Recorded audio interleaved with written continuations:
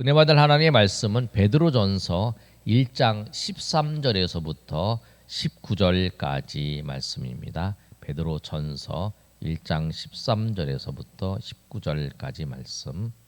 우리 한 절씩 13절에서 19절까지 말씀 우리 한 절씩 교독하겠습니다. 그러므로 너희 마음의 허리를 동이고 근신하여 예수 그리스도께서 나타나실 때에 너희에게 가져다 주실 은혜를 온전히 바랄지어다.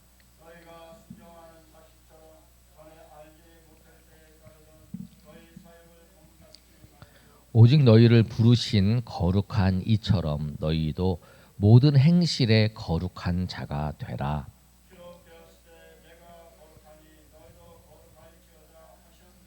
외모를 보시지 않고 각 사람의 행위대로 심판하시는 이를 너희가 아버지라 부른즉 너희가 나그네로 있을 때에 두려움으로 지내라.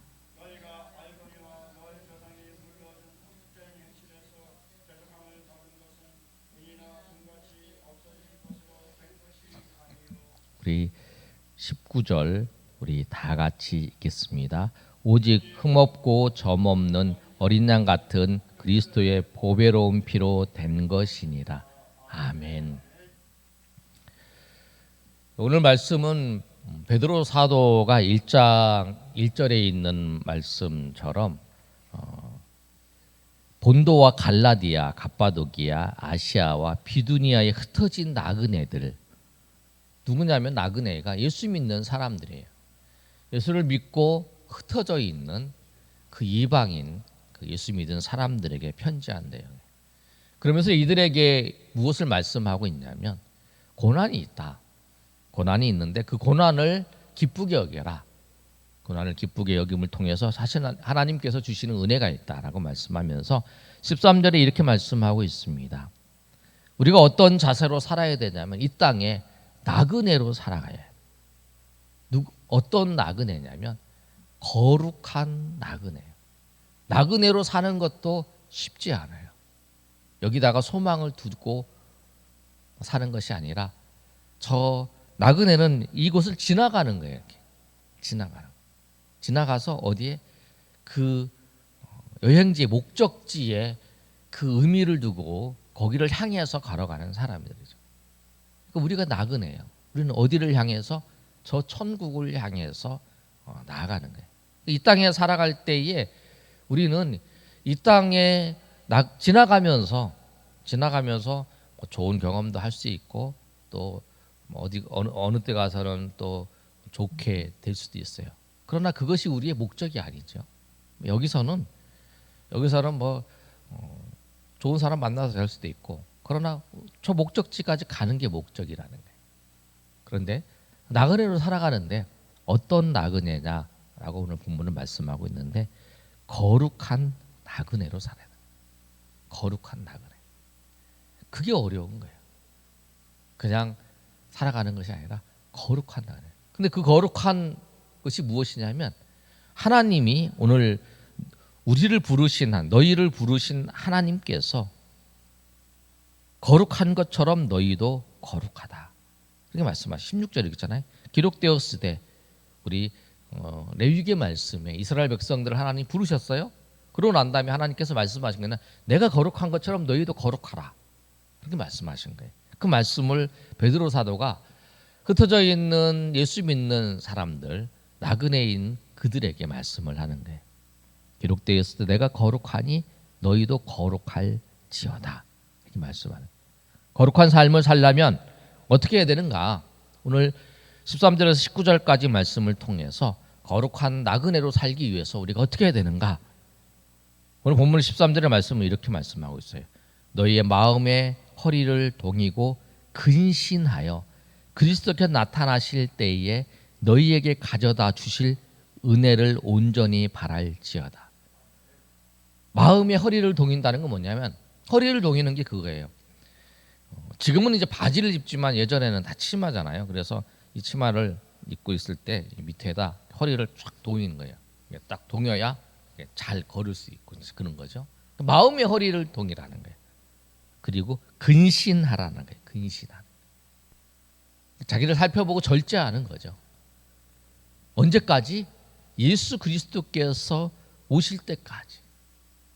허리를 동이고 근신하면서 우리가 무엇을 바라봐야 되냐면 예수 그리스도께서 오셔서 우리에게 주실 은혜를 바라보면서 살아가는 거예요. 그러니까 우리가 이 땅에 살면서 우리가 어디에 소망을 두고 살아가느냐예요. 주님께서 나타나셨을 때 우리에게 베풀어 주실 그 은혜를 바라보면서 살아가는 거. 주님의 은혜를 바라보며 사는 거. 주님이 우리에게 상 주실 거. 주님께서 우리에게 베풀어 주실 은혜를 바라보면서 그것도 허리를 동이고, 그러니까 허리를 동이고 근신하라는 건 뭐냐면 세상 속에서 우리로 하여금 다른 것에 눈을 팔아서 살아가게 한다는 거예요. 다른 거에 관심을 두고 살아가게 하는 거예요. 세상 사람들이 두는 관심에 우리도 나도 모르게 빠져갈 수 있다는 거예요.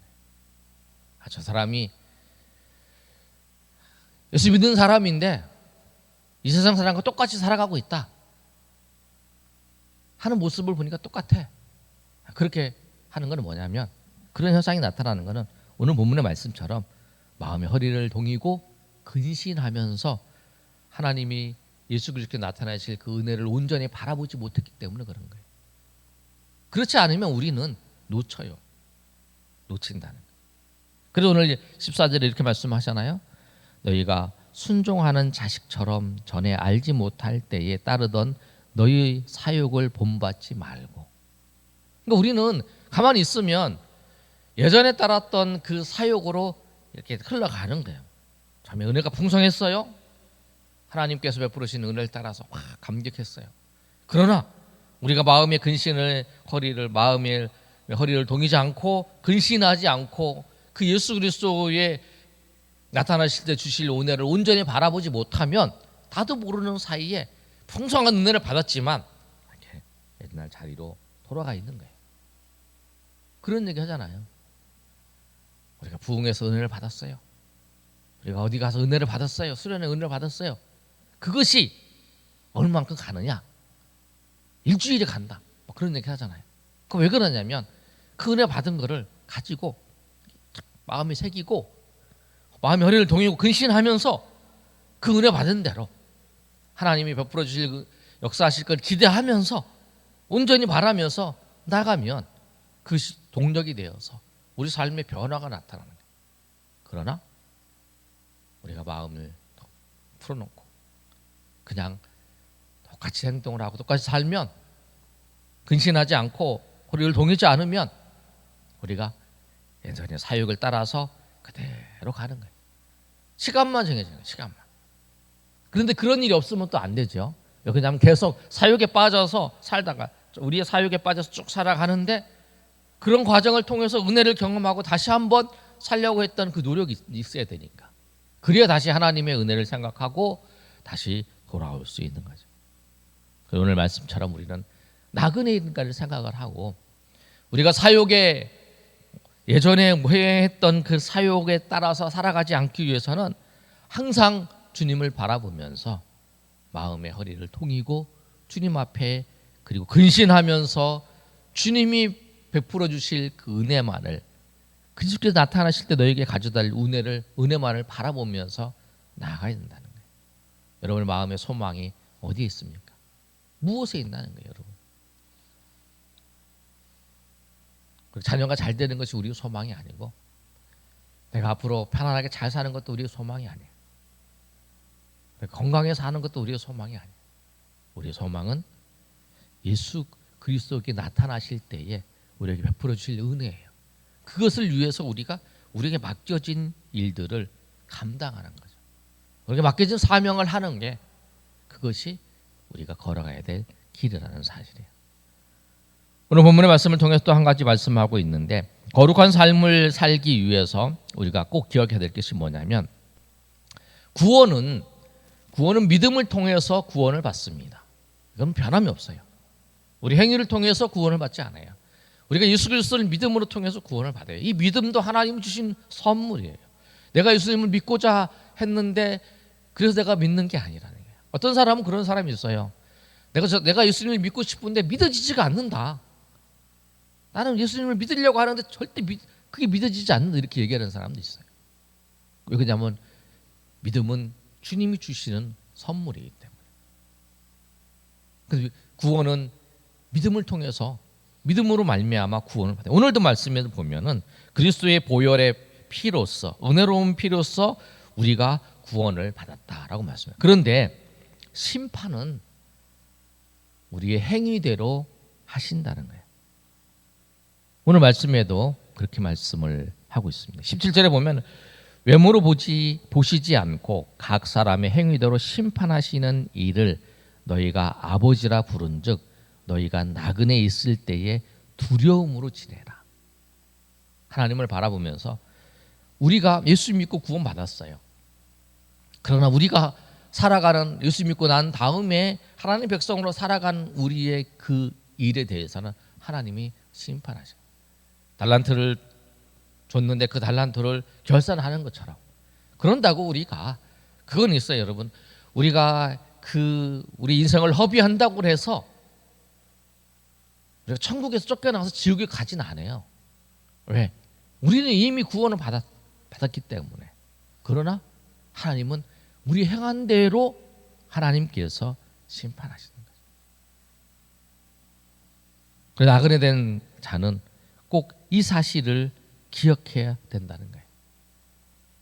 하나님이 모든 것을 정산하실 때가 있다. 하나님이 모든 것을 심판하실 때가 있다는 거예요. 우리의 행위에 따라서. 여러분 이 본문의 말씀을 행위를 생각할 때에 우리가 얼마나 많은 열매를 우리가 거뒀는가, 얼마나 많은 효과를 냈는가, 그것을 하나님께서 우리에게 요구하시는 건 아니에요. 내가 얼마나 많은 사람을 전도를 했는가, 그걸 하나님이 요구하시는 건 아니죠. 우리가 정말 하나님 앞에 정말 우리의 마음과 우리의 삶을 하나님을 위해서 드리며 살았느냐, 그게 하나님이 그걸 심판하시는 거죠. 하나님이 그 사람의 그 행위 그를 심판하신 대로 행한 대로 심판하신다고 말씀하신다고 하면 토마스 선교사 같은 분이 우리가 잘 알고 있잖아요. 젊은 나이에 한국 땅에 복음을 들고 와서 대동강변에서 성경을 전해주고 죽임을 당했어요. 그가 성경을 줄 때까지 아무런 선교의 열매가 없었고 죽었죠. 양화진에 묻혀있는 선교사님들의 묘역들을 보면 1년, 2년 아이들을 거기 사모님들 풍토병에서 1년, 2년 죽은 사람도 있잖아요.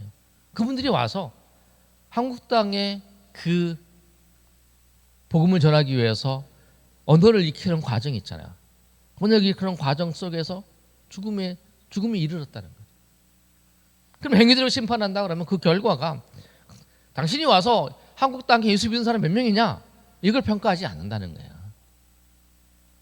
그 인생이 얼마나 정말 그 마음이 정말 하나님 앞에 정결해요. 거룩한 건 두 가지예요.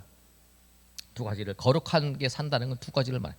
마음이 정결하게 하나님 앞에 살아가는 그 모습과 그 행실이 마음과 변함없이 하나님을 향해서 하나님의 일을 위해서 정말 충성되게 순수하게 하나님의 뜻을 위해서 살아가는 그것이 뭐냐면 거룩한 삶이라는 것입니다. 오늘 말씀을 통해서 우리에게 말씀하신 내용이 그거예요. 우리는 이 땅에 살아가는 나그네다. 어떤 나그네냐? 우리는 거룩한 나그네다. 거룩한 나그네는 어떻게 살아야 되냐?